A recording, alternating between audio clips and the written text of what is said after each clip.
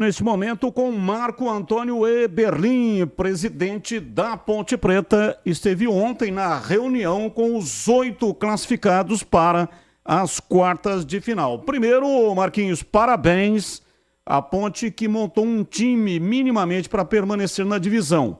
Muitos até duvidavam de que a Ponte conseguiria, mas a Ponte fez mais do que isso. Permaneceu com sobras e ainda conseguiu a classificação. Abraço para você, boa tarde. Boa tarde, Batista. É um prazer falar com você e com toda a equipe da Rádio Bandeirantes, em especial ao torcedor Ponte Preta. Você participou ontem da reunião, até hoje na tela da Band, no programa Os Donos da Bola.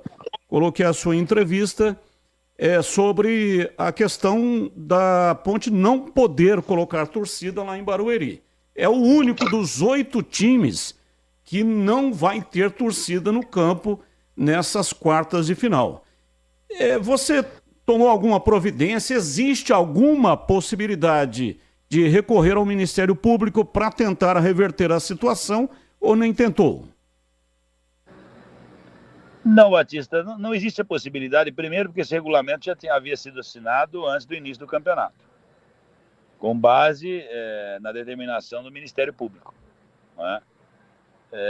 Essa situação, o Ministério Público estuda uma situação, mas ainda em situação de estudo, né? Desculpa a redundância aí, para tentar trazer de novo o jogo com torcidas de ambos os lados, as torcidas maiores aí. Mas agora era impossível, nós até cogitamos lá na reunião, mas já era determinado antes, e regulamento não se muda no decorrer da competição, né? Marquinhos, falando sobre a questão aí da dificuldade, né? Falei agora há pouco que a Ponte conseguiu mais do que aquilo que se imaginava.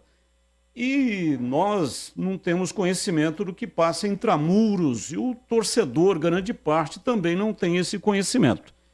Mas a batalha impressionante que você tem através da parte administrativa, conseguir dar a tranquilidade para que o time possa desenvolver o jogo lá dentro do campo.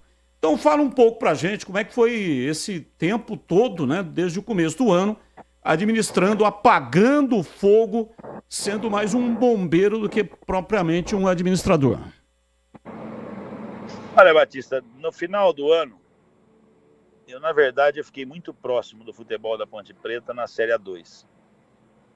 Eu não havia ficado próximo do futebol logo quando cheguei, porque os problemas são inúmeros, né? No Brasileiro da Série B também fiquei um pouco, e depois o time retomou no segundo turno, e eu corri atrás dos problemas novamente, mas a Ponte teria que subir. A Ponte entrou para subir, subiu. Eu estive diariamente junto com a equipe, participei da montagem da equipe, mas novamente, por inúmeros problemas, eu tive que me distanciar. Quando eu pedi para o João assumir, o João, além de um grande profissional, é meu amigo particular. Estou aqui dizendo, quando eu estou próximo, não quer dizer que eu tenho influência em escalação, em time, não tem nada disso. Aliás, o João acho que é o primeiro treinador da vida que eu nunca dei uma opinião para ele de equipe. Mas diante daquela possível situação de descenso, eu encostei e fiquei diuturnamente no futebol. Como tenho feito agora também. Logicamente que tem uma ou outra situação que eu tenho que correr na área administrativa. Mas fiquei, vamos dizer assim, mais próximo do futebol. E apesar o João vai te dizer isso em qualquer outra situação aí, quando os jogadores se apresentaram, eu trouxe o Laércio Venditti. Vocês devem se lembrar dele, que trabalhou comigo. Eu introduzi ele na Ponte para cuidar da estatística na época.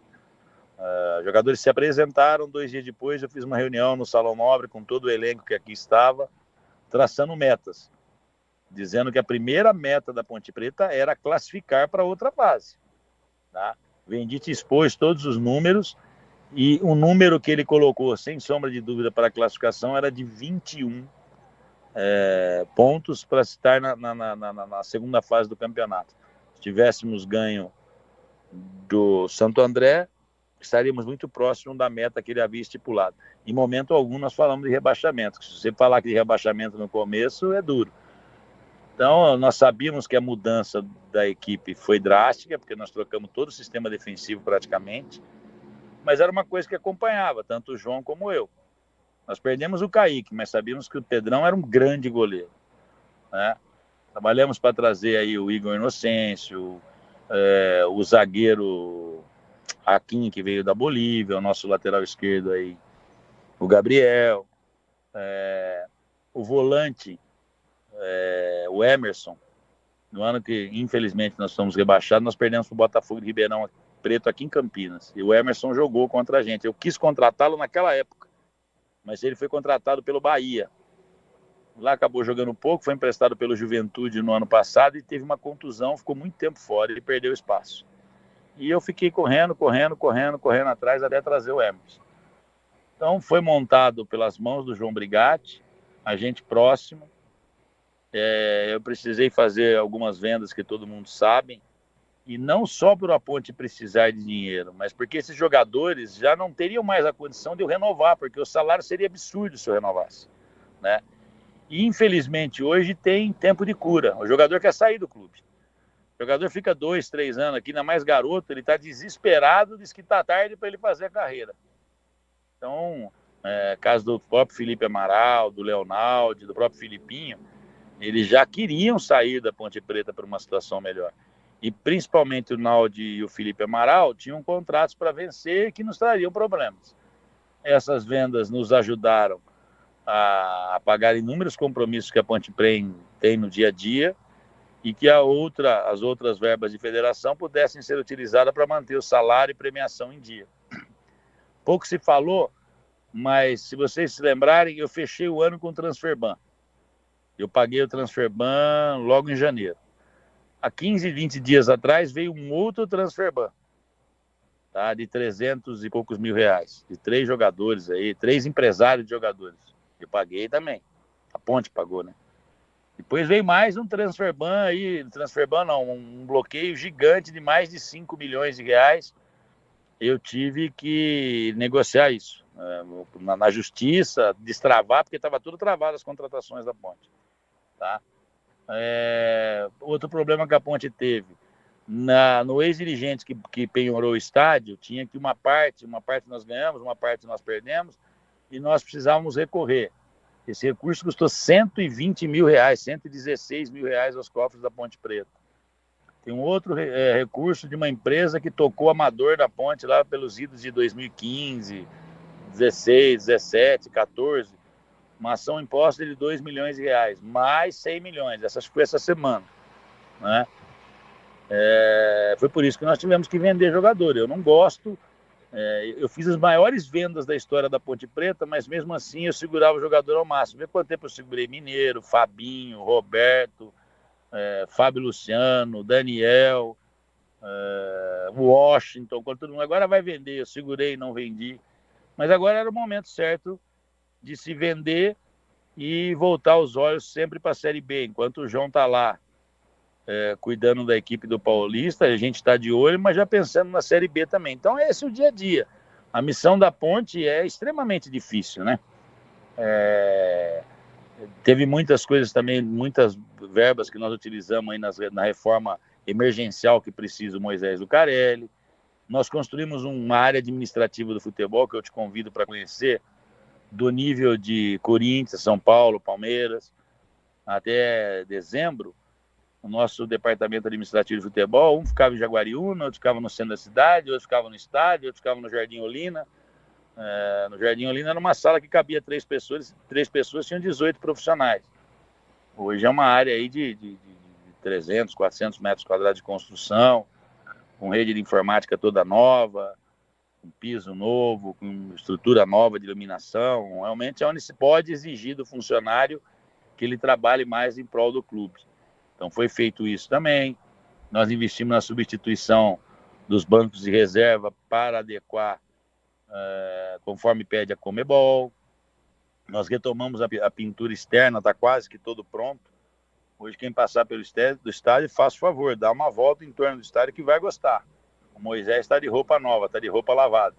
Está quase tudo pronto. Estou negociando aí, precisamos de uma carta de fiança para para finalizar uma nova iluminação, e eu quero e vou fazer isso. Hoje eu não participei do treino, o treino foi no estádio. Eu estou parado aqui no Posto Garcia, que todo mundo conhece, no antigo Posto Garcia. Não, é Posto Garcia até hoje. Vim tomar um café, porque estava no CT de Eulina com o pessoal de engenharia para verificar a possibilidade de, ainda no meu mandato, a construção de 3 novos campos. Que aí, se somando ao existente, nós teremos condição de ali treinar o sub-20 e a equipe profissional. Mais uma área de construção de 1.500, 1.700 metros quadrados, que abrigaria novos vestiários, refeitório, sala de musculação, fisioterapia, área para o analista de desempenho, comissão técnica, aquela coisa toda. Então, ainda está na engenharia da minha cabeça, passou agora para o engenheiro, depois para uma arquiteta, depois vamos ver se tem a verba e passar informar o conselho, né, que nós vamos investir nisso, se tivermos dinheiro, para também fazer. Quando eu aceitei o desafio de última hora, eu sabia que era extremamente difícil, né? Nós temos hoje, departamento de marketing, nenhuma camisa.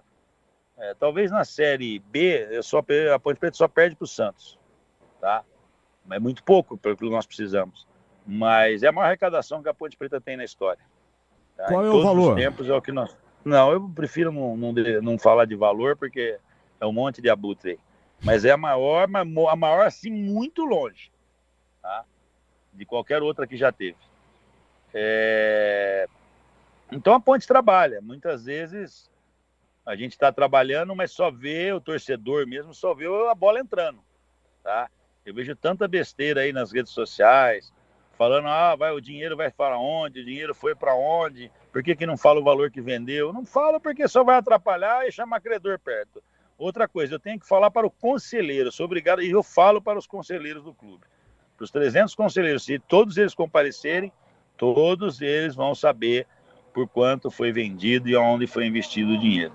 Então, isso eu falo, né? Foi criado, fiz algumas substituições na diretoria, foi criado por mim uma comissão para que, se um dia entenderem que uma SAF é viável, a comissão presidida pelo Marcos Garcia Costa e só de advogados, creio eu, e um economista, a Ponte também viabiliza, estuda isso, né? Não quer dizer que tem SAF em andamento, ela estuda uma possibilidade, para não ser pego de calça curta quando surgir algo concreto. Então a Ponte anda, mas a Ponte é time grande é comprado. Então, quando a bola não entra, nada disso aparece. Os outros clubes que tem no interior não tem essa cobrança que tem na Ponte Preta, porque não tem a dimensão da Ponte Preta. Então, o torcedor que vai ao estádio, que cobra, eu entendo, compreendo e aceito. Aqueles da internet que não compram nem camisa, esses eu não... Que, muitas vezes são bola cantada aí de pessoas que estiveram aqui nos últimos 15 anos e endividaram o clube do jeito que está hoje. Nós possuímos mais de 300 milhões de processos, e esses aí eu lamento demais quando prejudicam o clube. Mas você vê, olha, a Ponte, outro dia vi uma matéria hoje falando que a Ponte, se não me engano, é a sexta, né, que seria os 4 grandes, o Botafogo e a Ponte. Está errado, tá? Se você for ver bem, a Ponte tem mais de 6 mil, mas de torcedores ponte-pretanos. Nós tivemos 2 jogos contra a Grande, não, um jogo só contra a Grande no nosso estádio, né? São Paulo. Se não me engano. Só com o São Paulo. E mesmo assim com torcida só da Ponte Preta. O Botafogo, que está na frente da Ponte Preta, enfrentou Santos e acho que São Paulo lá com torcida dividida. Aí tem um enxame, né? Você sabe o que lota lá. Então isso mostra o poderio. E se o torcedor soubesse que o comparecimento dele no Moisés Lucarelli não é só a pressão centenária que a torcida exerce contra o adversário, tá? É também o quanto isso dá de retorno em números. Porque quando a gente vai negociar, a gente mostra o público que assiste os jogos e o público que comparece no estádio. Então, eu vou pedir de novo, compareça no estádio, tem que cobrar também, não tem problema nenhum, mas não deixem de aderir ao TC10 e de comparecer no Moisés Lucarelli, porque isso ajuda muito, tá? E mostra cada vez mais que no interior do país nós somos, assim, absurdamente maior que qualquer outra torcida. Os comentaristas vão participar fazendo perguntas, o CH e também o Gleger. Começo com você, Gleger, a sua pergunta para o Marco Eberlin, presidente da Ponte, hoje, o nosso convidado especial aqui no Esporte em Debate. Tem uma microfonia aqui. Bom, primeiro um grande abraço, boa tarde, Marco, prazer em estar falando contigo. Parabenizar aí pela classificação, né? Você estava aí falando aí, a gente estava ouvindo atentamente. Dificuldade, né? O futebol hoje está bem difícil, a gente sabe. Né? Eu que vivi praticamente minha vida toda dentro do futebol, a gente sabe que não é fácil. E aí você falou muito, né, Marcos, sobre as negociações, sobre a venda dos jogadores. E eu sempre defendi muito isso, porque eu acho que o futebol, até para que você consiga, você estava falando aí, ó, pagar isso, pagar aquilo, tem que pagar aquilo, é dívida daqui, é bloqueio dali. E se não tiver a venda do jogador, como é que você vai fazer para manter essas contas em dia, para manter os salários em dia? Não é fácil. Então, eu acho que é muito Sem contar, Gleger, o vendas. déficit que veio do ano passado, né? A pessoa esquece. O ano passado foi para mais de 15 milhões, acredito, de déficit. Exatamente. Então, aí eu também quero dizer que eu sou extremamente a favor, aliás, até meio criticado às vezes, viu, Marco? Todo mundo fala, pô, o Gleger falou que tem que vender, ele já quer que vende. Mas eu acho que pela dificuldade financeira dos clubes, e a dinâmica tem que ser essa. E eu queria que você falasse agora, Marco, apesar de ter tido essas 3 vendas, se tem mais alguma coisa engatilhada, porque, sem dúvida nenhuma, a Ponte sempre foi uma referência, né? Você estava falando aí da sua época lá no passado, eu me lembro bem, estava no Guarani, a gente via a negociação de jogadores, né, jogadores importantíssimos, Fábio Luciano, Fabinho, Mineiro, jogadores campeões mundiais, inclusive, que saíram aí da Ponte. E a gente sabe que Campinas é um celeiro de craques. E eu queria que você falasse um pouco da base, e falasse se tem alguma outra revelação aí em vista, se tem alguma outra venda em vista, até para que você possa tocar aí o ano, porque ainda nós estamos em março ainda, né, Marquinhos? Olha, Gleger, eu quero te dar a sua resposta e fazer um comentário aí numa coisa que eu criei aqui no CT do Olinda. Olha, primeiro, hoje eu acho que a fornada vai demorar um pouco, eu não acredito numa boa formada, ou numa formada pronta esse ano para ser revelada na base, mas nós temos lá o João Gabriel e o Edson, eu aposto muito no Edson, a torcida sei que vai me xingar, mas o Edson é extremamente diferenciado, é um baita no zagueiro com 21 anos de idade, precisa de mais cancha, precisa olhar para o torcedor e entender que o Moisés é a casa dele, que ele foi criado aqui, o Gabriel já sente um pouquinho menos, o João, nós temos quando eu cheguei aqui na Ponte, falei, esse para mim é o jogador, tecnicamente é o melhor jogador que a Ponte tem, da domínio de bola, cruzamento, condução de bola, mas na hora que ele estava acertando, ele se contundiu de novo no joelho, que é o Giancarlo. Esse é um jogador de mercado e mercado forte. O Giancarlo era titular no lugar do Abner, né? Na base, no começo deles na Ponte Preta. Então, acredito nessas 3 peças.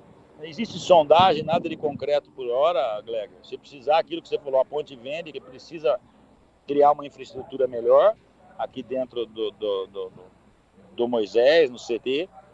Mas eu queria te falar uma coisa. Você falou aí de jogadores que foram revelados, jogadores campeões mundiais. Eu fiz uma sala de reunião lá, para reunir, uma sala boa, grande, ampla. E na outra passagem minha, eu coloquei as fotos dos jogadores que serviram a seleção. Né? Para minha tristeza, destruíram isso. E eu recriei, dessa vez com um número maior.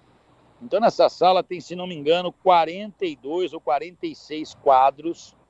Tá? Um quadro bom, que agora estão se colocando quando o jogador jogou, que época, que time, quem era o presidente, quem era o diretor de futebol, aquela coisa toda.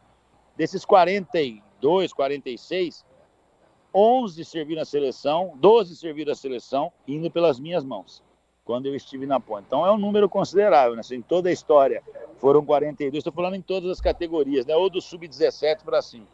Eu coloquei 12 na seleção. Para que eu estou falando disso? Porque hoje o jogador chega no clube, o empresário fala, ó, a Ponte vende. Aí o jogador chega, olha o clube, às vezes já tem passagem por um time gigante. Então eu criei essa sala para quando ele for assinar o contrato, ele vai assinar ali e vai olhar para aqueles quadros e vai saber o que é a história dessa instituição. O que ela já fez pelo país. Lá tem Valdir Pérez, Carlos. Eu nem sabia que o Moacir tinha servido a seleção olímpica. O Moacir, tá? Sérgio Guedes, Luiz Henrique, Alexandre Fávoro, Alexandre Negri,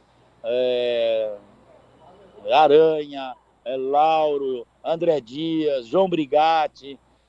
Pô, só goleiro. O goleiro que chegar na Ponte fosse na contrata, ele olha e fala, olha o tamanho da Ivan. Tô no lugar olha certo. O tamanho da sua responsabilidade, parceiro. Aí vai lá pro zagueiro. Começa lá atrás com Samuel, vem Oscar, Polozzi, Juninho, Nenê, André Cruz, Fábio Luciano, César. Tem mais um outro que eu tô esquecendo, o último, o DG. Esse daqui foi pra seleção mundial aí, sub-20. Aí vai por aí afora, tá? Os centroavantes que nós fizemos, Roger, Luiz Fabiano, Washington, teve o Chicão que jogou aqui, que foi para a Olimpíada de Los Angeles. Então foi criada essa sala hoje, não dá para abrir visita por torcedor, eu vou ver se eu levo isso para o estádio também, né, e vamos colocar no site da Ponte. Então nós vamos beirar uns 50 atletas aí que passaram pelas seleções brasileiras, mostra o quanto peso tem a camisa do Alvinegro, o quanto ela já fez no cenário futebolístico desse país. Vamos lá, CH, sua pergunta ao Marco Eberlin, ao vivo conosco aqui na Rádio Bandeirantes. Eu tenho duas perguntas, Marco, boa tarde. Primeiro, o Gé vai ser vendido? E a segunda, na última entrevista, a penúltima que você concedeu pra gente aqui, você disse o seguinte, eu acredito que foi a penúltima. Em 2024, a Ponte vai sofrer muito e nós vamos ter que cortar na carne. Esse cenário financeiro mudou com um outro tipo de planejamento para o futuro?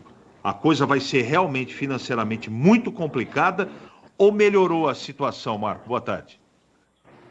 Boa tarde, Carlos. Um prazer falar contigo. Eu acredito que de janeiro para presente data, eu já mandei, infelizmente, mais de 50 funcionários se desligaram da Ponte Preta. Hoje o departamento de futebol tem carência de alguns setores, profissional, amador também, em outros setores da área administrativa também. Então nós precisamos cortar na carne, estamos cortando sim. Não cortamos antes, porque para cortar você precisa indenizar, né? E agora com um pouco de dinheiro nós estamos indenizando essas pessoas. Tem fundo de garantia na Ponte que não era recolhido há 15 anos.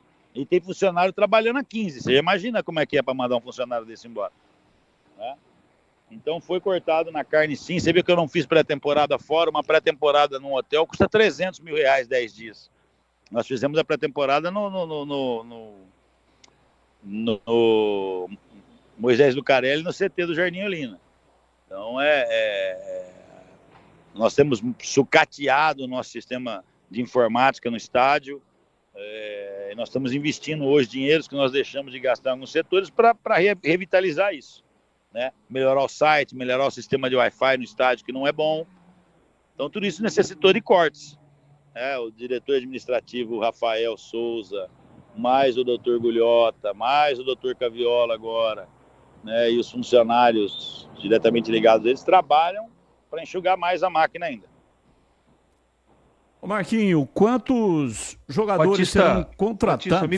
Batista, me perdoe, faltou ele responder sobre o Gé, se o Gé será vendido, por favor. Não, o Gé, se aparecer uma proposta dentro do que a Ponte Preta acha que é condizente, pode ser vendido. Lembrando que o Gé, se não me engano, tem 35% dele. Tá? O restante é do Itapira, não é da Ponte. Apesar que quem decide os destinos é a Ponte. Mas chegou alguma proposta pelo Gé ou não? Não, tem sondagens do Sul, lá do Nordeste, aqui de São Paulo, mas por hora só sondagem. A Ponte tem 35, o restante é do Itapira ou tem uma parte do jogador? Olha, eu não, como eu falei, estou no posto aqui, parei para tomar um café antes de ir embora. Não sei, eu acredito que deva ter 15 do jogador, 50 do Itapira, acredito que seja isso, Batista. Entendi. Quantos jogadores a Ponte vai contratar para a Série B? Olha, a Ponte vai precisar de um número razoável de jogadores ainda, mas inclusive está marcado uma reunião que o horário foi mudado porque o senhor convocou o meu técnico para comparecer no seu programa. Procede, não? Certíssimo. Se não procede, eu vou puxar a orelha dele. A reunião era às 10 para a gente tratar não disso faça também. isso, pelo amor de Deus, pô. Ele e vem aí nós aqui... mudamos para as 13h30 a reunião para começar a tratar desse assunto. Mas nós precisamos, até para evitar a especulação, nós estamos atrás de um lateral esquerdo, Nós precisamos repor a saída dos volantes da Ponte, que foram vendidos. Nós vendemos 3 volantes. Tá? Nós temos que trazer no mínimo 3 volantes. Nós precisamos rachar, que é muito difícil achar um meia para morder o calcanhar do Elvis, né? Na possibilidade de saída, se já for mais atacantes de lado de campo. Apesar que eu gosto muito, acho que a torcida também gostou do Dodô. É uma grata surpresa. Na verdade, era um jogador que jogava por dentro e na Ponte acabou jogando por fora e se deu bem, né? De jogos aí que ele usa velocidade, conduz bola num espaço grande aí em velocidade. Mas nós precisamos contratar alguns jogadores, sim, o Carlos Henrique. Dodô estará disponível para sábado? Tá dependendo da equipe médica aí. Acredito que torço para que esteja, para ser mais uma opção para o João.